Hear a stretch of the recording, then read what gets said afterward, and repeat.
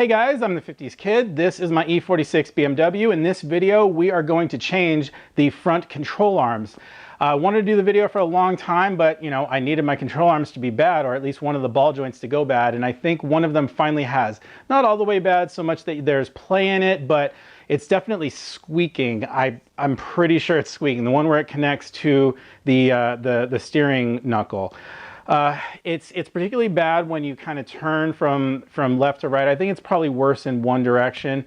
And it's one of those things where, like, I jacked the car up and I attempted to kind of just move the wheel manually to see if I can find it, and I couldn't find it at that point. It's one of those things where the noise only really comes about if there's tension on the steering components, on the suspension. So what I did was I jacked the tire up, and then I attempted to move it back and forth. That was possible because the pad on my jacking, my jack like turns, the little mount point. So you're able to kind of jack up underneath the tire, and then I can kind of move it around. And once I had tension on, I could hear a little bit of a squeak. Not as loud as once you're in the car, but it's definitely there. So I'm going on that basis. I'm going forward on that basis. Hopefully, I will find, a somewhat loose ball joint when I kind of take everything apart. But you know what?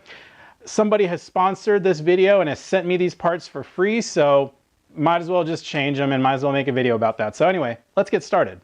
So these are the tools you're going to need to do this job: an 18 and 19 millimeter wrench along with a 21 mil. You need a 5 and a 6 millimeter in order to help put things back together. 6 millimeter Allen wrench right here. You're going to need the biggest hammer you have. This is a 4-pound sledge. This is for beating ball joints loose. And you might need one of these pullers in order to get the bushings off of the subframe, or off of the control arms, if you're reusing them, which you almost certainly probably are not going to be reusing them. But if you just happen to have just replaced them and you need to reuse them, this is what you need to use. Some hearing protection is good when you're whacking things with the hammer. And in some places, you might want to switch to sockets instead of wrenches in order to get things loose, to kind of speed things off. It just kind of depends on where you are. So recently, OEMBimmerparts.com got in touch with me and they said, we want to send you out some parts to use for one of your videos. And I said, great timing. I happen to need front control arms. So they sent me out the OEM ones, the Lemforder ones, and it's absolutely great. So I would really love it if you guys would check them out. I'm going to put a link on the screen right here to their site. Please check them out. They've got all the parts that you need, and they're at really great prices. And I'm really happy to be working with them. And it's really great that somebody has recognized the channel and wants to be the right kind of partners with me. It's really awesome. So go ahead, check them out, and yeah, let's throw these on the car. So I did attempt to jack the tire up again and reproduce the sound for you on camera, but of course it's not doing it, which is just always how it goes. Anyway, what I do want to point out to you guys is that the way you know if you need to replace your front control arms is if this ball joint goes bad or if this ball joint goes bad. This is where it attaches to the steering knuckle. This is where it attaches to the subframe. You can use a pry bar and you can kind of get in there if you can. If there's any way you can get in there, you want to pry between two pieces of metal, so the control arm and the subframe. Give it a pry, and if you can move this, control arm in relation to the subframe, then your ball joint's bad and it needs to be replaced. You'll clearly see it move back and forth. This one, of course, is okay. This one, I believe, is the source of my problems, the source of my squeaking, but I do not believe it's actually bad. Although the bushing inside there might be a little bad. As you can see, we've got a little play in there. So that's interesting. That could be the source of our problem right there. Hear that squeaking? Okay, there we go. There's the reproduction for you. This is what I believe my problem is. We'll compare it with the other side to see how much play there is. See if we have similar sort of play on the other side.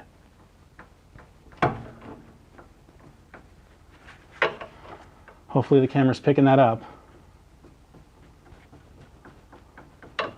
Okay, so there you go. That, I believe, is my problem. Next, I want to talk about the lower control arm bushings, which are right back in here.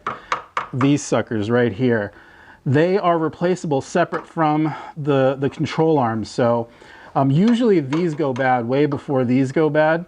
And what you want to do is you're not even going to need a pry bar for this. You could just grab on the wheel and move the wheel, and you'll see that the whole thing just kind of goes like this and that. That's just kind of that's a very common thing, and depending on your mileage, you're almost certainly you will have needed those already if you're coming into the game late, or perhaps you have a really low mileage E46. You might not have done them yet, but you're going to need to do them eventually because they do go bad. So these are the aftermarket ones. Miley, the OEM ones, are sort of a different design. They have sort of a thicker O-ring around this side, but they kind of, they come off just the same. Like I said, I'm going to be able to reuse these because these ones are absolutely fine.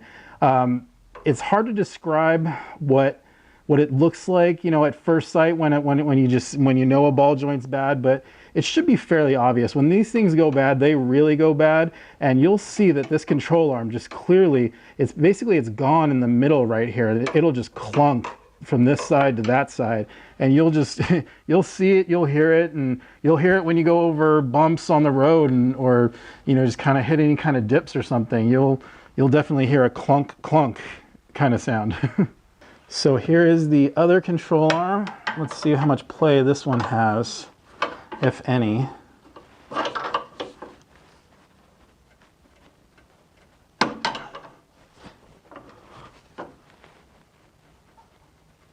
All right, similar play and a similar sound. I mean, this one is just as old as the other one. This one is not making a squeak when when you turn the wheel side to side. So it perhaps is not,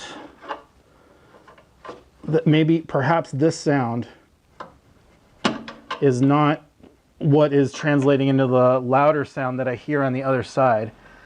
But this is still what I'm doing in this video because I have the parts and I'm gonna change them. So one prerequisite when you're doing this job is you got to get this aluminum stiffener plate off, and it's basically got 4 bolts here and here, here and here, and then they're up on the sides here and here, and then again on the other side. So there are 8 of them. They're 16 millimeters. Just take them off and drop your plate out of the way. So most of this job is actually going to be rather difficult to do. Difficult in that it's just kind of a pain to access certain things or a pain to do certain things. So the primary tool you need for this job is going to be the heaviest hammer you have. Preferably a 4-pound sledge if you have it. I think I've done this with a 2-pound ball peen before as well, and who knows, I might get that out because it might be a little easier to swing. What we have to do is we have to get off the nut that's on top of the bolt that's going up through the control arm. So it's going to be a 21 millimeter nut that we're going to have to take off by reaching up through here with a wrench. And then we're going to need to actually hit the control arm right here in order to shock it and get that tapered bolt to kind of come free. And normally what you want to do when you do that is you want to hit the thing that the bolt goes through. And in this case, you can't really do that because the steering linkage is in the way. So you have to actually hit the thing itself, but don't worry, it works. I've done it many times.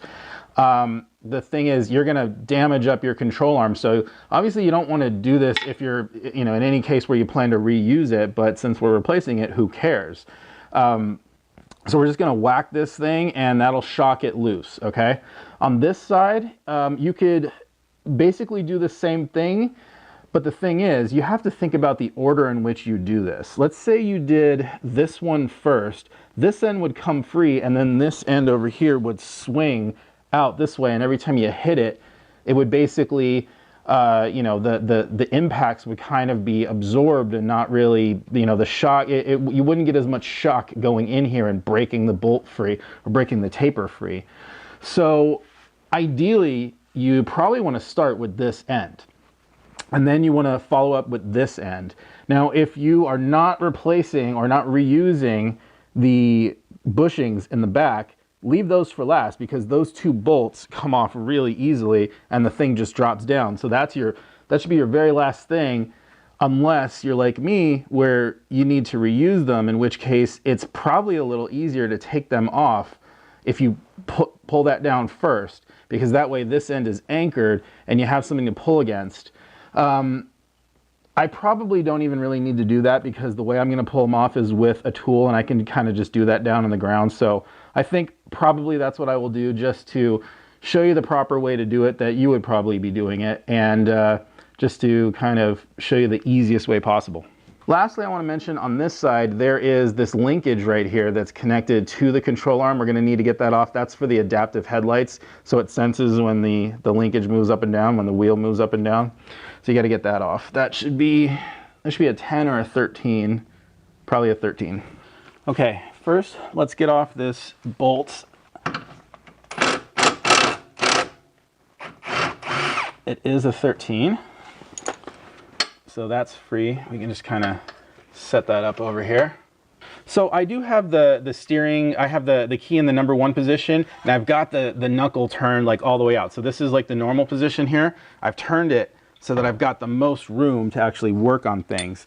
Unfortunately, bad news, I cannot use this tool because you see the open end in the bottom. It's made to go over normal. It's basically a tie rod tool. You know, it works on all tie rods, but for these, unfortunately, it's not going to work on this BMW because it's not wide enough to actually slip through, to slip underneath there. I mean, it's, you know, you got to get it all the way in, otherwise it's just not going to work. So unfortunately, we can't do that. We got to do it the manual way, and we got to hit on it right here. At least we have a nice swing. We can hit on that right there. The problem is, right here is the wheel speed sensor. That is plastic. It's got a metal bolt right there, but the rest of it's plastic. And the thing is, one bad swing and you've taken out your wheel speed sensor, and that's not a good thing. So I think I'm going to protect myself here and remove it first. And I can do this because I'm here in California and we've got no rust over here. And it should be possible for me to get this thing out. I'm still gonna spray it down with some WD a little bit, and hopefully,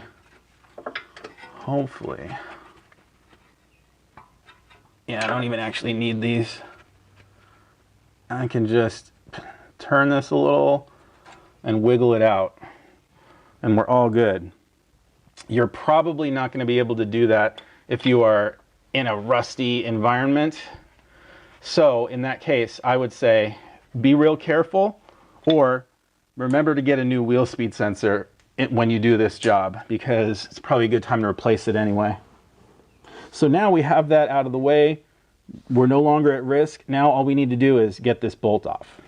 So this is an 18mm head right here. So you could do a socket and a ratchet. This is a 3/8 set. That would actually be just fine. Okay, we can do that, and that's kind of what I would normally do. But I also have these new ratcheting wrenches that Milwaukee sent me out. So if you have one of these, you can also do that as well.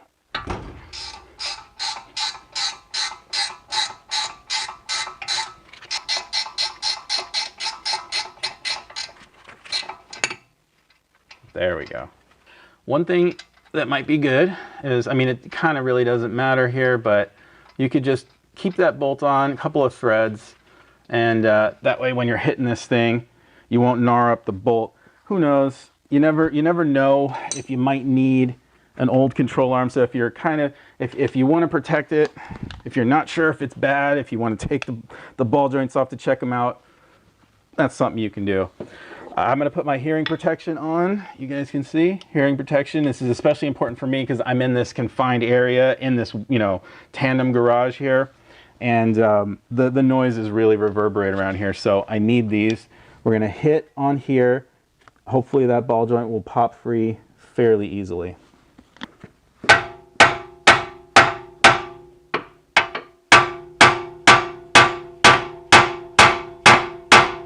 You know, it's proven to be somewhat difficult to get accurate blows on that, accurate hard blows on that right there. So I think I'm going to resort to banging on this. It's not as efficient. It doesn't transfer the energy to where you need it, which is right here. This is the thing that the tapered bolt is stuck through, but we can still hit here. It'll still transfer some energy, and we'll see what happens. So I think I can get, you know, more accurate blows on this than I can on this. So let's see.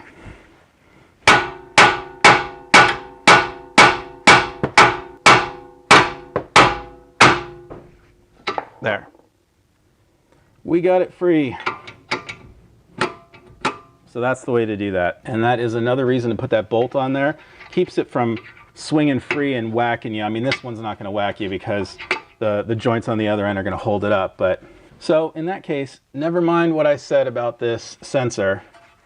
You should be okay if you just whack on the control arm itself. We'll just put this back on while we remember. So it's going to be somewhat difficult for me to get a shot of this while I'm doing it, but as you can see, here is where the tapered bolt begins. It goes up here. If you look on top of there, you can see, here, let's give you a view right there. You can see that that's the nut right there, kind of right next to the right in front of the engine mount. Okay, so you just kind of reach up through and unbolt that bolt. It's going to be a 21mm bolt. So it would be really nice to use a ratchet in order to do this. Most of you are going to have like a 21mm ratchet, and the thing is, you're not going to be able to get it in there because there's just not enough room between the ground cable right here and the engine mount bracket, which is here above the engine mount. So you're just not going to have enough room to get that on there and get the bolt out. So using a ratchet is kind of a no-go. You have to use a wrench. You can sort of get the closed end of your wrench on here and do it this way. In the end, it might be just a little easier to use the open end, which I might end up doing.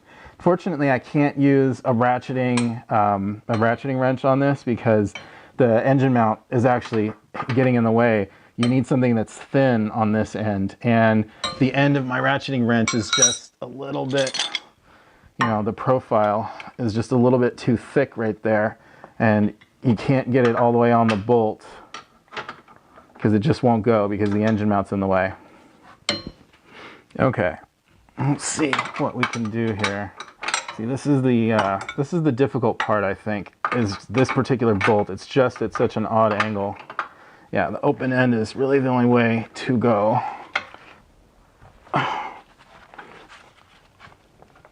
And this is why I like longer wrenches. So this is why I like having a full 3/8 set with, it goes all the way up to 22. So I've got my 21 here. Got my long flexible ratchet. It's good for breaking things free. Get on there. Why won't you get all the way on there? There you go, because you're at such a weird angle. So fine tooth, quite the extension. Let's give it a go. And that was good. That's what we needed to just get it moving. So now that we're moving, we can take this off without risking this getting stuck. I don't think it would be that much of an issue because I think once I get it all the way off, yeah, I should have room to go up there because there's room to go up this way. Kind of, yeah, you guys can see that. There's room to go up this way and kind of get the bolt off at this angle. So if you kind of go back off that way as opposed to trying to go off this way. So I will do that. I'm confident that the bolt is not going to get trapped, and this will at least allow me to get this off without having to reset a wrench a million times, which is just super annoying. I realize not everybody has a full set like this of 3/8 and a long flexible ratchet like this, in which case just a normal wrench will work, normal 21mm wrench. You got to have a full wrench set, guys. From 8 to 22, that's key. So you always think that it's free. Let's see if we can actually go off. So right now we definitely are trapped. It's not like we're fully trapped. I can always get up there and reset the ratchet and tighten it back on. But we'll be free once we get the bolt all the way free, because then it'll allow us to kind of come off at an angle. So you got to get it all the way free. When the bolt gets a little too loose to actually ratchet the wrench, you just touch it with your finger to give it some tension, and there you go. You'll be able to still spin it, and then you can get it off. So this is the same thing. I'm going to put this back on, because this time the whole thing's going to come down. So I'll put the bolt on a couple of turns. I'm at such an awkward angle here, but I'm going to give it a try. So I'm going to try to whack this thing, see if we can get it loose. See that? I'm already hitting this right here, which I don't like. Move that out of the way. Try to be more careful. This is why you want the heaviest hammer you have, because you can just sort of let the weight of the hammer do the work. It's kind of most important to be accurate, and you can just let the weight of the hammer strike that. A bunch of little blows will eventually get that thing free. Let me see if I can turn around this way. That might be better for me.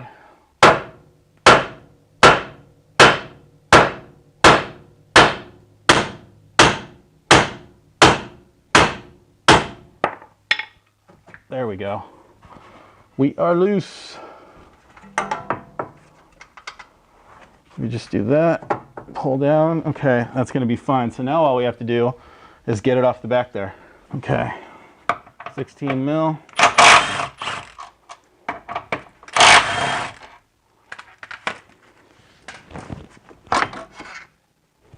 And we have it off.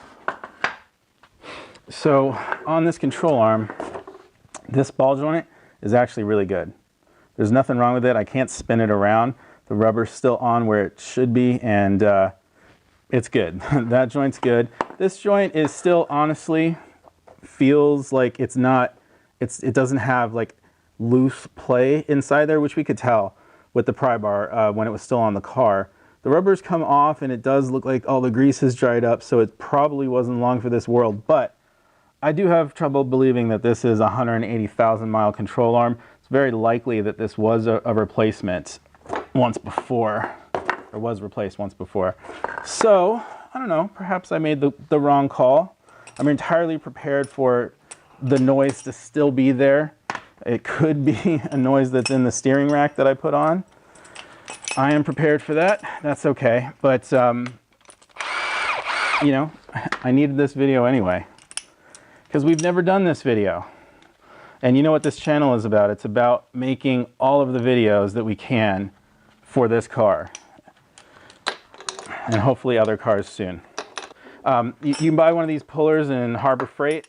At Harbor Freight, you can get a set of 3 of them for 30 bucks. What you have to do with this one is you have to change which bolt hole the actual bolts go through, you know, because normally this end right here, the short end, is actually sticking down. So you need more of the length when you're doing this. So you got to flip these things around and put this on.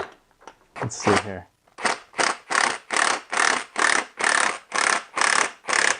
Yeah, we're totally fine. But normally what happens is the rubber in the middle there, which is where it's thinnest, that just deteriorates and wears away, and the inner part, which is actually metal that's rubber coated, this inner part sticks on the control arm, the outer part of the bushing comes away. So the inner part is actually going to be knocking up against the outer part right here. I wish I saved the old one, because I did have that happen on the Black Savage, which is a car I worked on previously on this channel, so that would have been good to show, but we don't have that, so this is what they look like when they're good, and that's why we can reuse them. Okay guys, we're gonna get the new control arm up into place. This control arm comes with new bolts. Quite oftentimes they usually don't, or if they do, you know, if you're buying aftermarket, I'm saying, if they do, the heads are a different size than what you would normally expect. And I think that the ones I just took off were definitely aftermarkets, because the markings are different. Plus they didn't have the BMW logos anywhere on them. And usually the OEM parts will have that. So I think all of that is kind of interesting. Even though these are the OEM manufacturer, I did not buy them from BMW. So these ones do not have the BMW logo on them. It may be that they were replaced and they were replaced with Lemforder before, but I don't know. So guys, I can't tell what the camera can see right now, but it's a 6mm Allen wrench. I'm just gonna put that over top in the middle of the stud to kind of hold that still. I don't think I'm gonna have to hold on to the Allen bit, because once I start turning this, it's just gonna bump up against something and just kind of be where it needs to be. Unfortunately, I gotta go manual on this for a little while until it kind of draws down tight. A good tip to kind of make it easy when you're doing wrenching is to flip your wrench over each time. With each turn, kind of makes it possible to, you know, get the wrench on there whenever you move the thing. So we're going that way. I think we should be good enough there. Of course, now we're kind of stuck in. Hey, there we go. So we should be able to go back to this, or we could have kept going with the wrench. Either one would have worked. We'll give this its final torquing.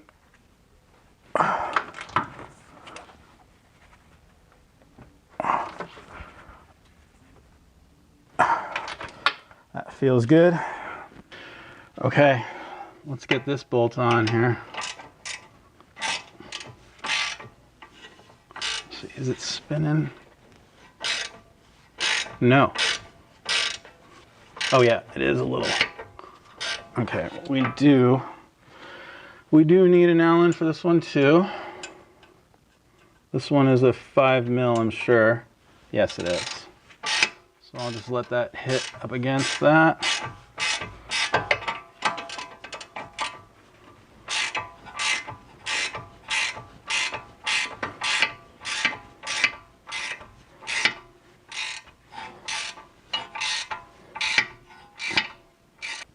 Okay, we are good on that.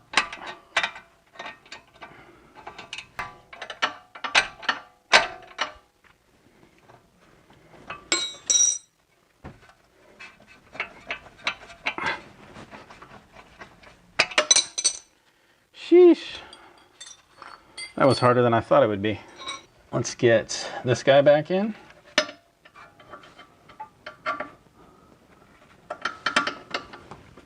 Oh, one thing I do want to mention is that this new bolt turned out to be a 19, and what I took off of there was an 18.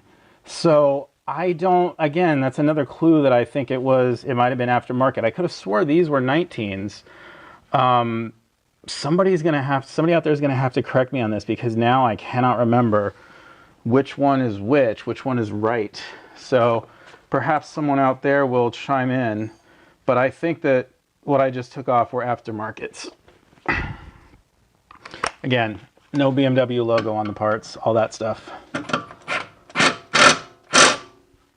So when I originally installed these bushings, I used some silicone paste in order to lubricate them and slide them on, okay? Which several of you took issue with, because it doesn't say to do that in the book. I get it, I know, okay? But I want you to know that these bushings were stuck on to those control arms, okay? I had to pull them off with a puller just now. There's not a trace of any silicone lubricant at all inside of here, okay? So I'm fine with doing it that way because it's absolutely harmless, but I will do it a different way this time just to make you all happy. I happen to have some water here with soap in it, so soapy water. That should work fine as a lubricant. Hopefully. Let's just spray some of this out here, because I think I had normal water in here before. So we got our soapy water in there, right there. And we will use that to put these on this time. It's definitely going to be more difficult to do, and I'm pretty sure we're going to need that hammer. Let's keep going. Okay.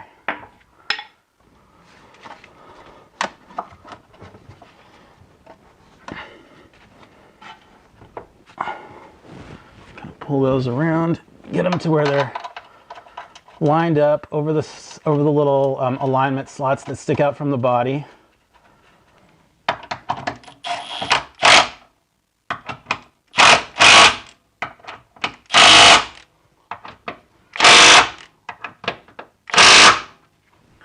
Torque specs will be on the screen in case you need those.